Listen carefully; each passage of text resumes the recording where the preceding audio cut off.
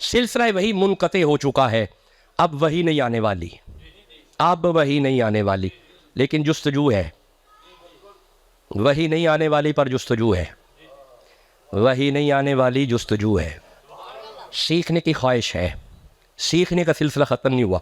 مولا وہی تو ختم ہو گئی تو ہماری جستجو کون، ہماری پیاس کون مٹائے گا؟ اللہ فرماتا ہے فَاسْأَلُوا أَهْلَ الذِّكْرِ إِن كُنتُمْ لَا تَعْلَمُونَ، اگر تمہارا دل کرے معرفت کے لیے تو صاحبان ذکر کے پاس آ جاؤ۔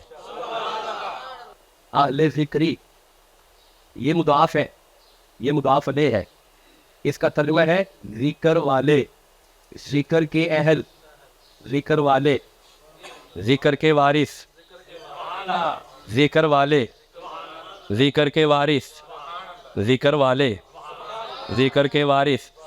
آج اگر تیرا دل کرے کہ میں اس وحی کو سمجھوں، وہ وحی تو نہیں ہے، لیکن اب سمجھنے کے لیے تمہیں آنا پڑے گا ذکر والوں کے پاس۔ کن کے پاس؟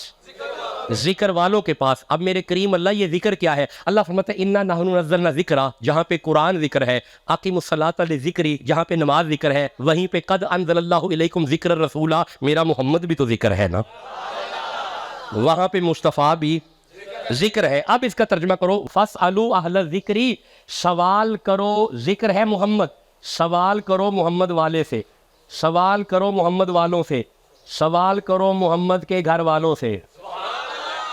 بھائی بولو تو صحیح نا، سوال کرو محمد کے گھر والوں سے۔ آج بھی اگر وابستگی مصطفیٰ کے گھر والوں سے ہو جائے، قرآن سمجھ آ جائے گا۔